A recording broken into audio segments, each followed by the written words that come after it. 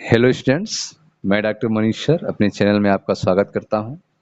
पिछले वीडियो में हमने आपको एक समान चुंबकीय क्षेत्र में गतिमान आवेश पर बल के बारे में चर्चा किया था कि यदि एक समान चुंबकीय क्षेत्र में कोई आवेश गति कर रहा हो तो उस पर लगने वाले बल को लॉरेंज बल कहा जाता है और उसका मान जो होता है वह F बराबर QVB साइन थीटा होता है। F बराबर QVB साइन थीटा होता है, जिसे लॉरेंज बल कहा जाता है।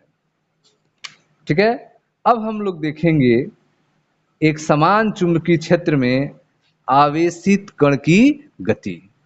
ठीक है, एक समान चुंबकीय क्षेत्र में आवेशित कण जो है उसके गति के बारे में हम लोग चर्चा करेंगे। तो आपकी हेडिंग होगी एक समान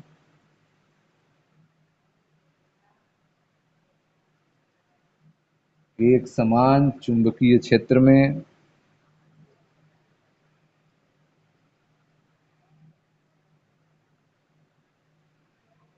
आवेशित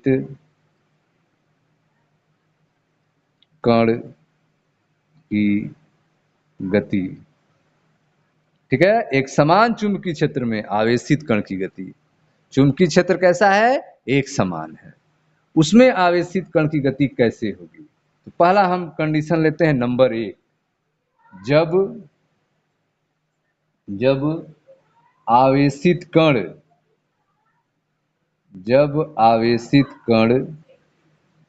चुंबकीय क्षेत्र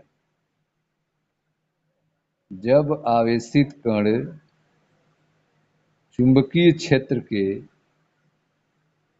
समांतर प्रवेश करता है, चुंबकीय क्षेत्र के समांतर प्रवेश करता है, पहला कंडीशन। ठीक है, आवेशित कण कैसे प्रवेश कर रहा है? चुंबकीय क्षेत्र के समांतर प्रवेश कर रहा है। ठीक है, मान लिया चुंबकीय क्षेत्र B है, गतिमान जो आवेश है वह धन आवेशित है। ठीक है, चुंबकीय क्षेत्र B है, गतिमान जो है धन आवेशित कण जिस पर आवेश है +Q। इस पर लगने वाला लॉरेंज बल कितना होगा? तो लॉरेंज बल का आप सूत्र जानते हैं, F बराबर QVB साइन थीटा होगा। F बराबर QVB साइन थीटा होगा। ठीक है, जहां भी क्या है? आवेशित कण के वेग का परिमाण है। भी क्या है? आवेशित कण के वेग का परिमाण है। थीटा जो है वह क्षेत्र B और वेग V के बीच का कोण है। थीटा क्या है? थीटा जो है वह वेग V, ठीक है, तथा क्षेत्र B के बीच का कोण है, एंगल है। ठीक है, थीटा जो है V और B के बीच का कोण है थीटा। ठीक है, तो जब आवेशित कण चुंबकीय क्षेत्र में क्षेत्र के समांतर प्रवेश करता है, जब आवेशित कण चुंबकीय क्षेत्र में क्षेत्र के समांतर प्रवेश करेगा तो उस कंडीशन में थीटा बराबर 0 डिग्री होगा। साइन 0 डिग्री बराबर 0 हो जाएगा। ठीक है, अतः इसमें जब 0 रखेंगे तो लगने वाला बल F बराबर 0 हो जाएगा। अर्थात इस दशा में आवेशित कण पर कोई बल कार्य नहीं करेगा।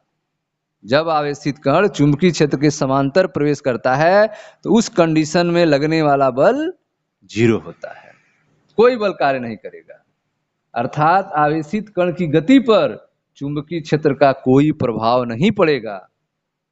कण चुंबकीय क्षेत्र के समांतर ऋजुरेखीय पथ पर गति करेगा। कण जो है वह चुंबकीय क्षेत्र के समांतर सीधी रेखा में गति करेगा, ऋजुरेखीय पथ पर गति करेगा। तो जब आवेशित कण चुंबकीय क्षेत्र के समांतर प्रवेश करता है तो उस कंडीशन में कण चुंबकीय क्षेत्र के समांतर ऋजुरेखीय पथ पर गति करेगा। ठीक है, नंबर 2, जब आवेशित कण चुंबकीय क्षेत्र में क्षेत्र के लंबवत प्रवेश करता है तब क्या होगा। दूसरा कंडीशन लेते हैं। दूसरा कंडीशन है नंबर 2, जब आवेशित कण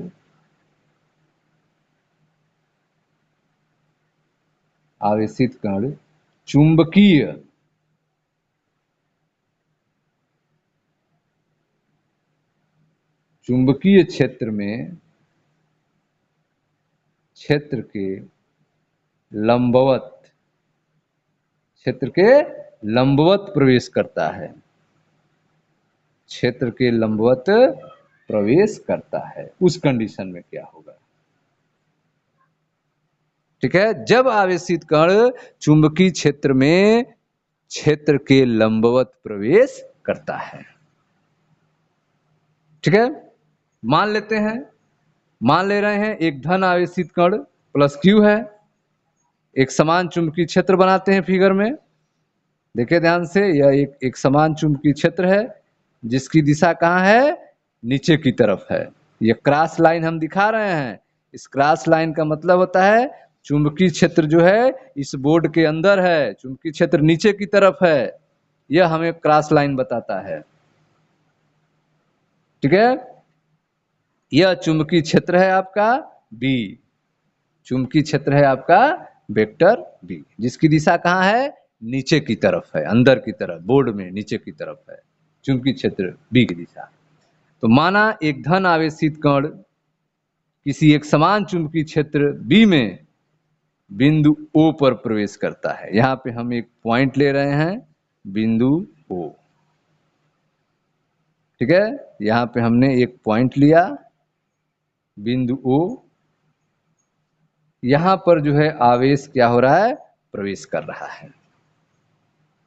माना एक धन आवेशित कण किसी एक समान चुंबकीय क्षेत्र B में बिंदु O पर क्षेत्र की दिशा के लंबवत v वेग से प्रवेश कर रहा है। क्षेत्र की दिशा के लंबवत v वेग से प्रवेश कर रहा है। क्षेत्र की दिशा कहाँ है, नीचे की तरफ है। आवेश कहाँ प्रवेश कर रहा है, इधर प्रवेश कर रहा है। ठीक है ना, क्षेत्र की दिशा नीचे की तरफ है और आवेश ऐसे प्रवेश कर रहा है। तो आवेश जो है इस क्षेत्र की दिशा के लंबवत v वेग से प्रवेश कर रहा है। देखें ध्यान से, यह v वेग से प्रवेश कर रहा है बिंदु O पर, यह है, और क्षेत्र की दिशा नीचे की तरफ है। ठीक, अब ध्यान से समझिएगा इस बात को।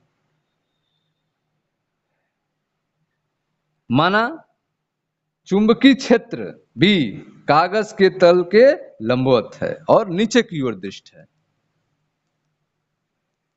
ठीक है, चुंबकीय क्षेत्र की दिशा को हमने क्रॉस से दिखाया गया है फिगर में।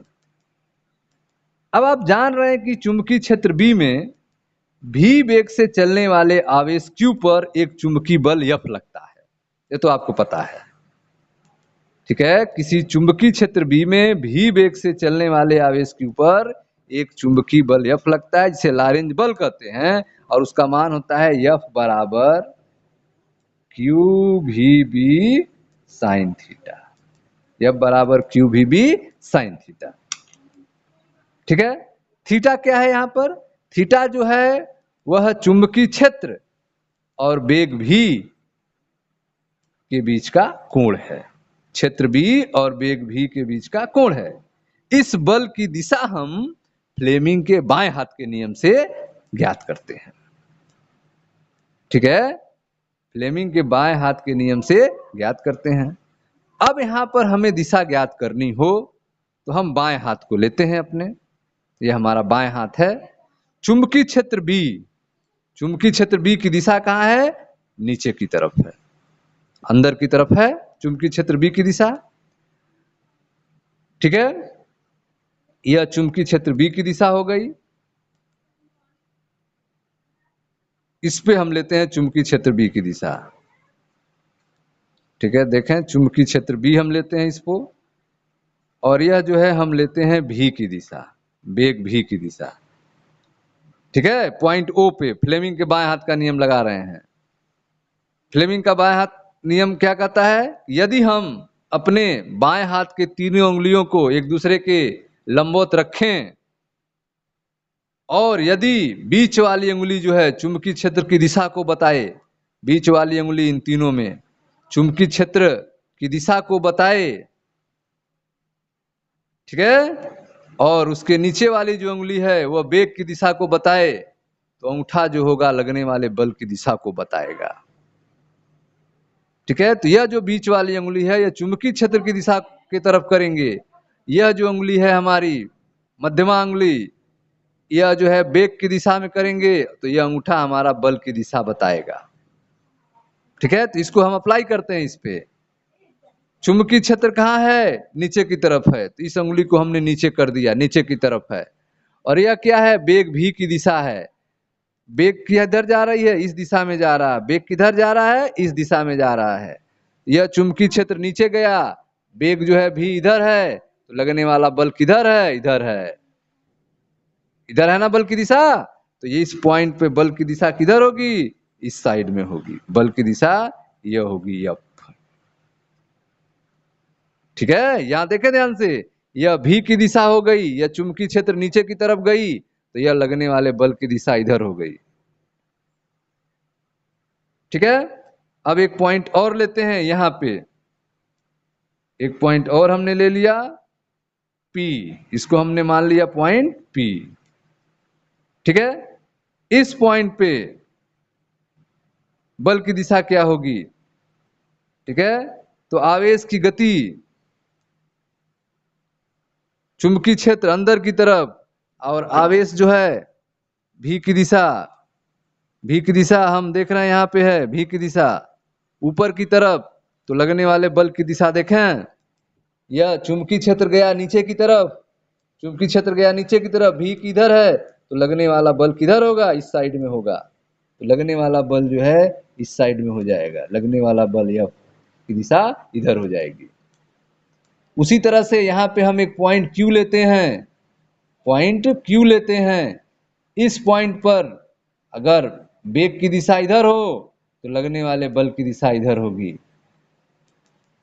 ठीक है, तो इस तरह से आप देख रहे हैं कि जब कोई आवेश चुंबकीय क्षेत्र में लंबवत प्रवेश कर रहा है, तो उसके ऊपर लगने वाला बल जो है वह सेंटर की तरफ जा रहा है।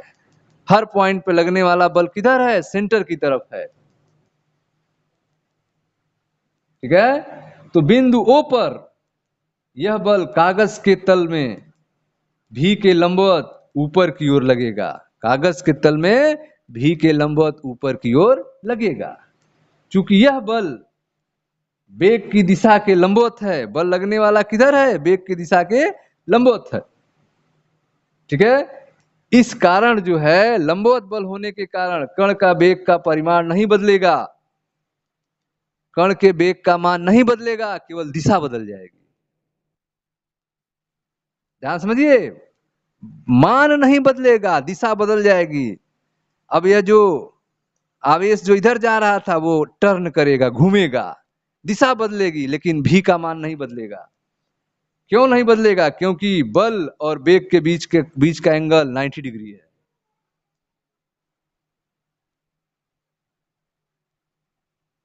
चूंकि यह बल वेग की दिशा के लंबवत है, अतः इसके कारण कण के वेग का परिमाण अर्थात चाल नहीं बदलता है, केवल दिशा बदलती है। ठीक है ना? बिंदु बिंदु P, बिंदु Q पर बल F तथा वेग भी की दिशाएं जो होंगी वो जैसा चित्र में दिखाया गया है इस तरह होगा। अब इनका आप देख रहे हैं कि परिमाण नहीं बदल रहा है, केवल दिशा बदल रहा है, दिशा बदल रहा है।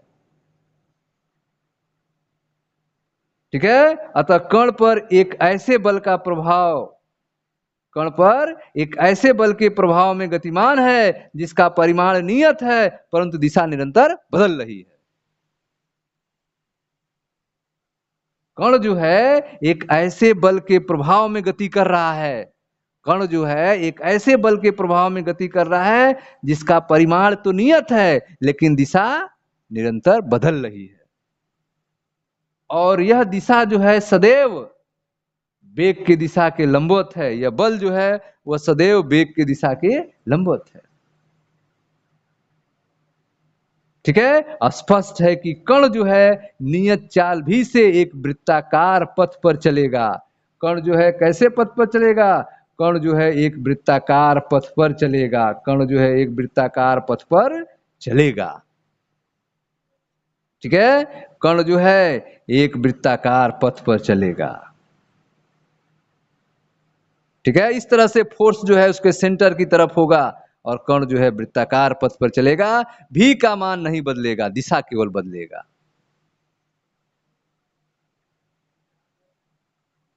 ठीक है, तो कण एक ऐसे बल के प्रभाव में गतिमान है जिसका परिमाण नियत है, परंतु जिसकी दिशा निरंतर बदल रही है तथा सदैव वेग की दिशा के लंबवत रहता है। अतः स्पष्ट है कि कण जो है नियत चाल भी से एक वृत्ताकार पथ सर्कुलर पाथ पर चलेगा तथा चुंबकीय बल F कण को वृत्ताकार मार्ग में घूमने के लिए आवश्यक अभिकेंद्र बल प्रदान करेगा। चुंबकीय बल F जो होगा वह कण को सर्कुलर पाथ पे घूमने के लिए अभिकेंद्र बल प्रदान करेगा।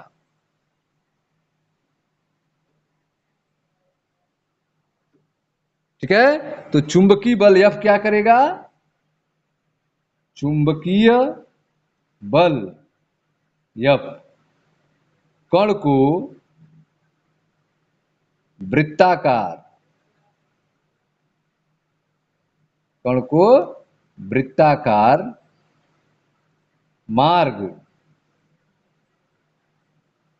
वृत्ताकार मार्ग में घूमने, ठीक है, के लिए आवश्यक अभिकेंद्र बल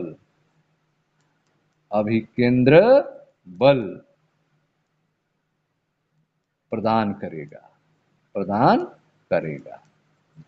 ठीक है, तो चुंबकीय बल जो है वह कण को वृत्ताकार मार्ग में घूमने के लिए आवश्यक अभिकेंद्र बल प्रदान करेगा। ठीक है, यदि कण का द्रव्यमान m हो, यदि कण का द्रव्यमान स्मॉल m हो, ठीक है, इसके पथ की त्रिज्या स्मॉल r हो, पथ की त्रिज्या स्मॉल r हो, तब अभिकेंद्र बल कितना होगा? अभिकेंद्र बल, उस कंडीशन में अभिकेंद्र बल क्या होता है? mv² होगा। अभिकेंद्र बल क्या होगा? mv² होगा। चुंबकीय बल जो है अभिकेंद्र बल प्रदान करेगा। चुंबकीय बल F जो है यह अभिकेंद्र बल प्रदान करेगा, mv² को प्रदान करेगा। और चुंबकीय बल जो है कितना होता है? QVB बराबर mv²/r, QVB बराबर mv²/r। चुंबकीय बल F जिसका मान कितना होता है? QVB, चुंबकीय बल F बराबर QVB, और यही अभिकेंद्र बल प्रदान करेगा। अभिकेंद्र बल F बराबर mv²/r, अभिकेंद्र बल F बराबर mv²/r, अर्थात QVB बराबर mv²/r, QVB बराबर mv²/r। ठीक है, तो इस तरह से आपने देखा कि QVB बराबर हो गया mv²/r।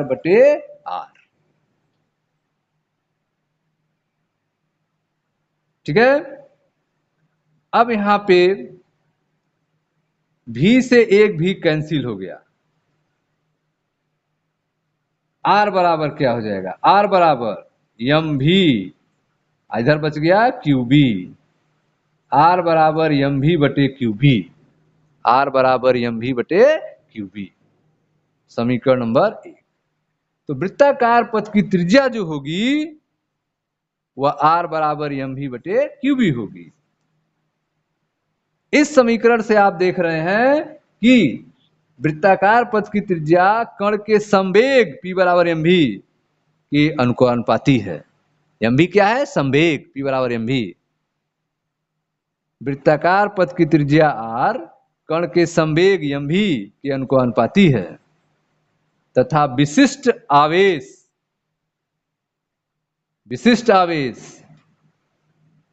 q बटा m के व्युत्क्रमानुपाती है। विशिष्ट आवेश q बटा m के व्युत्क्रमानुपाती है। ठीक है। अतः यदि हमें चुंबकीय क्षेत्र का मान ज्ञात हो तो उसमें आवेशित कण के वृत्तीय पथ की त्रिज्या मापकर हम कण का संवेग ज्ञात कर सकते हैं। ठीक है। तो यदि हमें चुंबकीय क्षेत्र B का मान ज्ञात हो, ठीक है, चुंबकीय क्षेत्र B का मान ज्ञात हो तो आवेशित कण के वृत्तीय पथ की त्रिज्या को मापकर आप कण के संवेग यम भी को ज्ञात कर सकते हैं।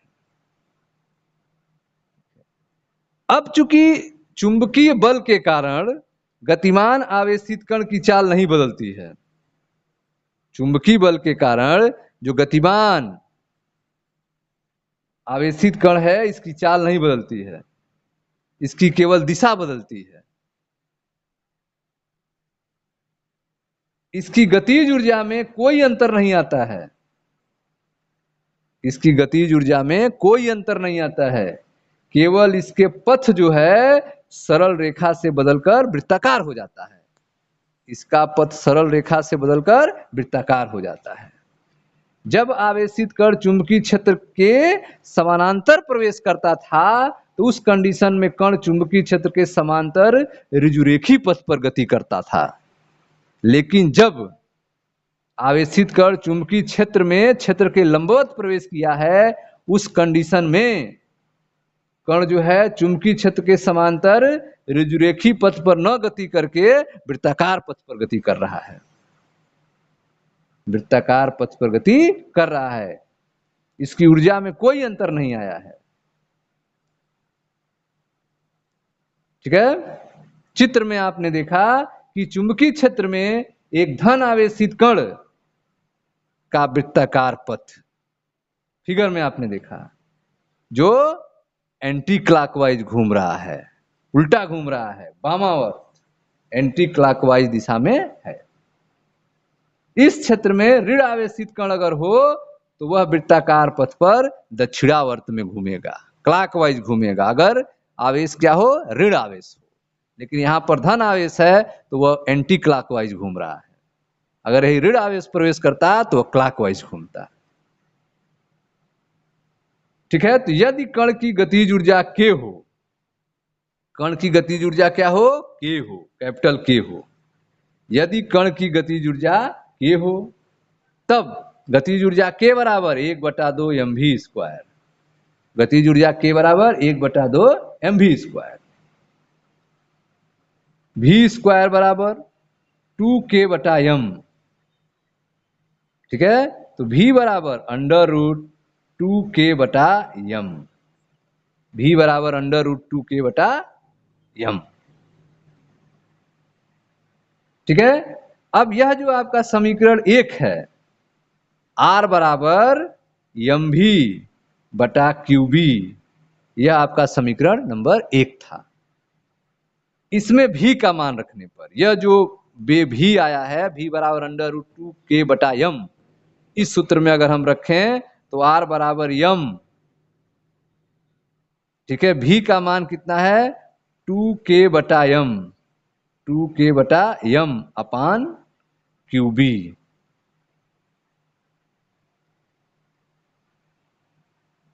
ठीक है। अब जो है इसको अगर सॉल्व किया जाए तो R बराबर हो जाएगा, इस यम को इसके अंदर प्रवेश कराया जाए तो R बराबर यह यम इसके अंदर जाएगा तो m² के रूप में जाएगा। तो अंडर रूट यम अंदर प्रवेश किया m², और अंदर है पहले से 2k बटा यम, और नीचे है qb। नीचे क्या है, qb। एक यम से एक यम कैंसिल हो गया तो R बराबर क्या हो गया, R बराबर हो गया √2mk √2m k बटा QB। R बराबर √2m k बटा QB। यह एक सूत्र मिल गया R का। R बराबर √2m k बटा QB, समीकरण नंबर 2। एक R बराबर मिला mv बटे QB, एक R बराबर √2m k बटे QB। यह समीकरण गतिज ऊर्जा के रूप में है। इससे कण के वृत्तीय पथ की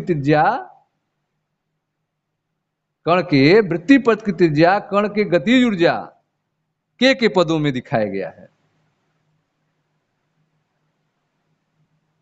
ठीक है। अब यदि कण, आगे देखें, अब यदि कण v वोल्ट विभवांतर,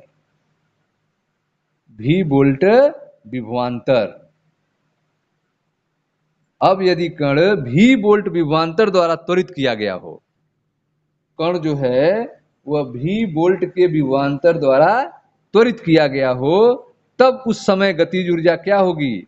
तो k बराबर QV होगी। यदि कण v वोल्ट के विभवांतर द्वारा त्वरित किया गया हो, उस कंडीशन में कण की गतिज ऊर्जा k बराबर होगी QV। k बराबर QV। ठीक है। तो जो सूत्र आपको मिला है R बराबर √2m k अपान QB, यह आपके पास है सूत्र। इसमें आप k की जगह QV लिख सकते हैं। k की जगह क्या लिख सकते हैं? QV। कब? यदि कण जो है v वोल्ट विभवांतर द्वारा त्वरित किया गया हो, तब k बराबर क्या लिख सकते हैं? QV। तो उस कंडीशन में √2m k की जगह पे QV बटा QB बटे QB। ठीक है। अब जो है इस Q को बाहर अगर करें तो कैसे आएगा बाहर? Q² के रूप में। यह Q बाहर कब आएगा? यह Q बाहर आएगा जब हम ऊपर और नीचे Q और Q का गुणा कर दें। ठीक है। मान में अंतर नहीं होगा। थोड़ा सा हम समीकरण को चेंज करना चाहते हैं, तो R बराबर 1/B, 1/B। इस Q को हमको इसके अंदर लाना है। 1/B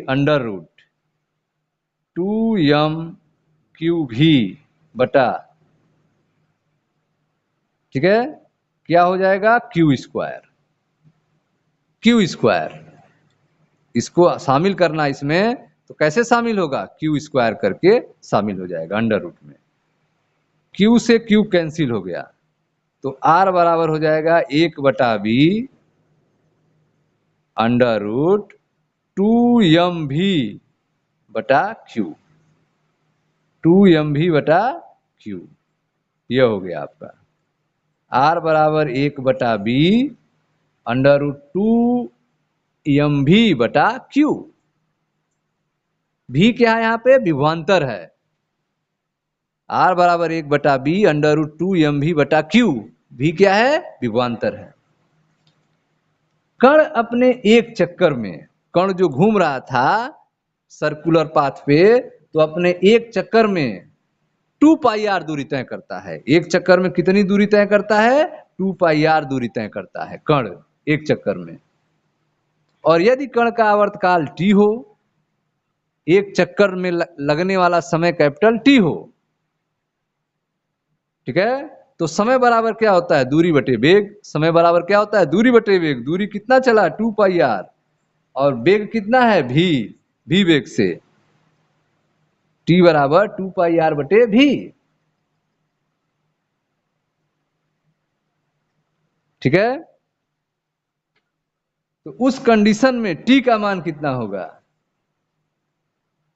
ठीक है। r का मान जो है यहां पे हम रख सकते हैं समीकरण 1 से। r का मान अगर हम समीकरण 1 से रखें तो क्या हो जाएगा इस कंडीशन में? तो t बराबर 2πr आर का मान कितना था? आर का मान था आपका एम भी बटे क्यूबी। आर का मान था एम भी बटा क्यूबी, एम भी बटा क्यूबी और बटा भी, यह भी, और आर बराबर एम भी बटे क्यूबी, यह भी से भी कैंसिल हो जाएगा। तो टी बराबर क्या हो जाएगा? 2 पाई एम, 2 पाई एम बटे क्यूबी, 2 पाई एम बटे क्यूबी। यह आवर्तकाल का सूत्र हो गया, 2 पाई एम बटे क्यूबी। आवृत्ति निकालनी हो तो n बराबर 1 बटे टी होता है। तो n बराबर, इसको उल्टा कर देंगे, क्यूबी बटा 2 पाई एम, क्यूबी बटा 2 पाई एम। यह आवर्तकाल का सूत्र हो गया, आवृत्ति का सूत्र हो गया। आवृत्ति n बराबर क्यूबी बटे 2 पाई एम, आवर्तकाल t बराबर 2 पाई एम बटे क्यूबी। ठीक है, यह आवर्तकाल का सूत्र हो गया समीकरण 3, और यह आवृत्ति का सूत्र हो गया समीकरण 4। ठीक है, तो इस तरह से आपने जब आवेशित कण चुंबकीय क्षेत्र के दिशा के लंबवत प्रवेश करता है, उस कंडीशन में आपने कई सूत्र मिला। पहला आपको मिला R बराबर एम भी बटे क्यूबी, यह एक सूत्र मिला। फिर आपने एक R का सूत्र पाया, R बराबर गतिज ऊर्जा के रूप में 2mk बटे क्यूबी, यह सूत्र आपको मिला। फिर आपको विभवांतर के रूप में सूत्र मिला, R बराबर 1 बटा be under root 2m capital भी बटा क्यू, यह वोल्टेज के रूप में सूत्र है। ठीक है, क्या है? 1 बटा बी अंडर रूट 2m भी बटा क्यू, यह सूत्र मिला आपको। समय के रूप में आपको सूत्र मिला t बराबर 2 पाई एम, आवर्तकाल के रूप में 2 पाई एम बटे क्यूबी, और आवृत्त के रूप में आपको मिला n बराबर क्यूबी बटे 2 पाई एम, n बराबर क्यूबी बटे 2 पाई एम। समीकरण 1, समीकरण 2, समीकरण 3, ठीक है, यह आपका समीकरण नंबर 4। समीकरण 3 और समीकरण 4 से स्पष्ट है कि कण का आवर्तकाल और आवृत्त कण के चाल भी पर निर्भर नहीं है। यहां देखें, इस समीकरण को आवर्तकाल और आवृत्त के समीकरण में भी नहीं आया है। जो कण जो है एक चक्कर लगाने में समय ले रहा था, उस पर भी नहीं निर्भर कर रहा है। आवर्तकाल जो है भी पर डिपेंड नहीं है, आवृत्त जो है भी पर डिपेंड नहीं है, क्योंकि सूत्र में भी नहीं है। तो इस समीकरण से स्पष्ट है, कण का आवर्तकाल और आवृत्त कण के चाल भी पर निर्भर नहीं है। ठीक है, आवर्तकाल जो है, आवृत्त जो है, वह कण के चाल भी पर निर्भर नहीं करता है। ठीक है, यदि कण का चाल भी बढ़ेगा, यदि कण का चाल भी बढ़ेगा तो क्या होगा? यदि कण का चाल भी बढ़ेगा तो इसके वृत्त की त्रिज्या भी उतनी ही बड़ी हो जाएगी। ठीक है, जैसे अगर भी कम है तो भी कम है तो सर्किल जो है इतना बड़ा होगा v1 वेग पे, v1 वेग पे। अगर जो है भी बढ़ जाए तो भी बढ़ जाएगा तो सर्किल जो है बड़ी हो जाएगी। सर्किल क्या हो जाएगी? v2 वेग हो गया, अब जो है सर्किल बड़ी हो जाएगी। ठीक है, तो यदि कण का चाल भी बढ़ेगा तो इससे वृत्त की त्रिज्या भी उतनी ही बड़ी हो जाएगी, जिससे इसका चक्कर लगाने का समय वही रहेगा, चक्कर लगाने का समय वही रहेगा। क्योंकि आवर्तकाल जो है वह वेग पर निर्भर नहीं कर रहा है। t बराबर 2 पाई एम बटे क्यूबी, n बराबर क्यूबी बटे 2 पाई एम में भी नहीं आ रहा है, अर्थात आवर्तकाल जो है वह वेग पर निर्भर नहीं है। यदि कण का चाल बढ़ेगा तो वृत्त की त्रिज्या उतनी ही बढ़ जाएगी। यहाँ पे v1 है तो वृत्त की त्रिज्या आप देखें इतनी है, और यहाँ पे वेग बढ़ गया तो वृत्त की त्रिज्या भी बढ़ गई। यदि कण का चाल भी बढ़ेगा तो इससे वृत्त की त्रिज्या भी उतनी ही बड़ी हो जाएगी, जिससे चक्कर लगाने का समय वही रहेगा, चक्कर लगाने का समय वही रहेगा। ठीक है, इस तरह से स्पष्ट है कि तीव्र वेग से गति करने वाले आवेशित कण, तीव्र वेग से, जिसमें वेग अधिक होता है, तीव्र वेग से गति करने वाले आवेशित कण बड़ी त्रिज्या के वृत्तीय पथ पर तथा कम वेग से गति करने वाले आवेशित कण छोटी त्रिज्या के वृत्तीय पथ पर गति करेंगे। अगर वेग कम है तो छोटी वृत्त के वृत्तीय पथ पर गति करेंगे, छोटी त्रिज्या के वृत्तीय पथ पर गति करेंगे। अगर वेग अधिक है तो बड़ी वृत्त के वृत्तीय त्रिज्या वाले पथ पर गति करेंगे। ठीक है, तीव्र वेग से गति करने वाले आवेशित कण बड़ी त्रिज्या के वृत्तीय पथ पर गति करेंगे, जबकि कम वेग से गति करने वाले आवेशित कण छोटी त्रिज्या के पथ पर गति करेंगे। ठीक है, तो यह दूसरा कंडीशन था, जब आवेशित कण चुंबकीय क्षेत्र के लंबवत प्रवेश करता था। कैसे प्रवेश करता था? लंबवत प्रवेश करता था, तब यह कंडीशन होता था। अब एक कंडीशन और आ गया, नंबर 3। नंबर 3 देख लेते हैं, तीसरी स्थिति। देखे ध्यान से, नंबर 3 तीसरी स्थिति क्या है? जब आवेशित कण, जब आवेशित कण चुंबकीय क्षेत्र, जब आवेशित कण चुंबकीय क्षेत्र में, ठीक है, तिरछा प्रवेश करता है, तिरछा प्रवेश करता है। ठीक है, जब आवेशित कण चुंबकीय क्षेत्र में तिरछा प्रवेश करेगा तब क्या होगा?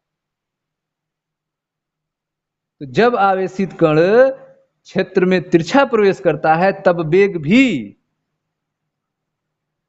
को दो घटकों में वियोजित किया जा सकता है।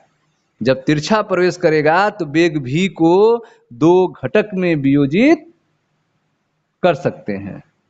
एक होगा क्षेत्र b के समांतर घटक, एक क्या होगा? क्षेत्र b के समांतर घटक v cos थीटा, क्षेत्र b के समांतर घटक होगा, और एक होगा क्षेत्र b के लंबवत घटक, एक होगा क्षेत्र b के लंबवत घटक v sin थीटा। ठीक है, यह जो समांतर घटक है, क्षेत्र b के समांतर घटक कण को एक ऋजुरेखी पथ पर चलाएगा। यह किस पर चलाएगा? ऋजुरेखी पथ पर चलाएगा। जबकि यह जो लंबवत घटक है क्षेत्र से, यह वृत्तीय पथ पर चलाएगा। जैसे पहला कंडीशन में आपने देखा था कि समांतर पथ पर चल रहा था, ऋजुरेखी, और दूसरा कंडीशन लंबवत प्रवेश करेगा तो वृत्तीय पथ पर चलेगा। यह दोनों स्थिति घटेगी जब तिरछा प्रवेश करेगा। तो जब आवेशित कण क्षेत्र में तिरछा प्रवेश करता है तब वेग v को दो घटकों में विभाजित किया जा सकता है, क्षेत्र b के समांतर घटक v cos थीटा और क्षेत्र b के लंबवत घटक v sin थीटा। ठीक है, घटक जो v समांतर है वह कण को एक ऋजुरेखी पथ पर चलाता है, जबकि जो लंबवत घटक है वह वृत्तीय पथ पर चलाता है। इन दोनों का जो रिजल्ट होगा, परिणाम जो होगा, इन दोनों का परिणामी पथ एक कुंडलिनी के रूप में होता है, हेलिक्स। इन दोनों का परिणामी क्या होगा? एक कुंडलिनी के रूप में होगा, एक हेलिक्स के रूप में होगा। ठीक है, इन दोनों का परिणामी एक हेलिक्स का फॉर्मेशन करेगा, जिसकी अक्ष चुंबकीय क्षेत्र के समांतर होती है। जिसकी अक्ष क्या होगी? चुंबकीय क्षेत्र B के समांतर होगी। ठीक है, कुंडलिनी के वृत्तीय पथ की त्रिज्या क्या होगी? कुंडलिनी के वृत्तीय पथ की त्रिज्या R बराबर यम भी, ठीक है, लंबवत बटे क्यूबी। कुंडलनी के वृत्तीय पथ की त्रिज्या आर बराबर यम भी लंबवत बटे क्यूबी, या आर बराबर यम भी साइन थीटा, यम भी साइन थीटा बटे क्यूबी, यम भी साइन थीटा बटे क्यूबी।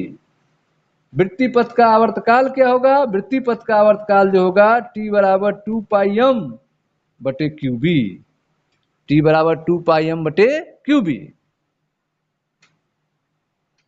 एक वृत्तीय चक्कर पूरा करने में कण द्वारा, एक वृत्तीय चक्कर पूरा करने में कण द्वारा चुंबकीय क्षेत्र की दिशा में चली गई दूरी को पथ का पिच कहते हैं। पथ का पिच क्या होता है?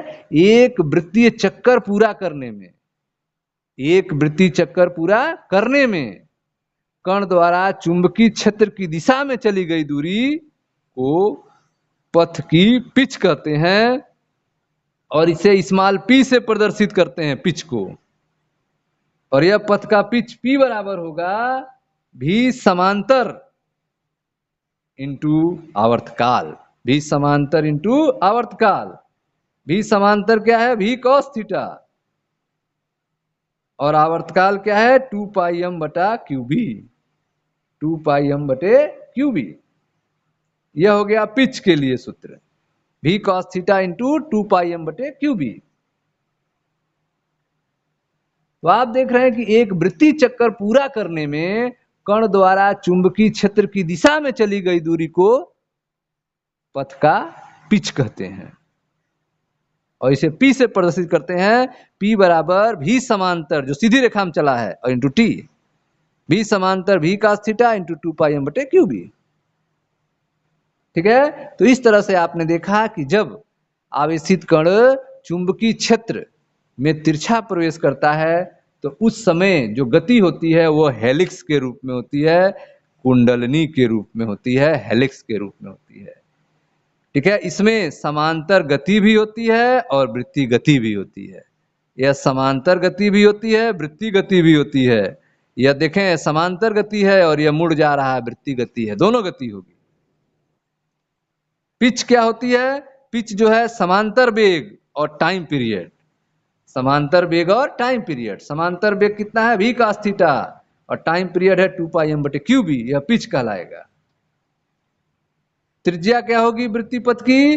तो उसमें वेग जो लेंगे वह लंबवत लेंगे, तो आर बराबर यम भी लंबवत बटे क्यूबी, तो आर बराबर यम भी लंबवत कितना है?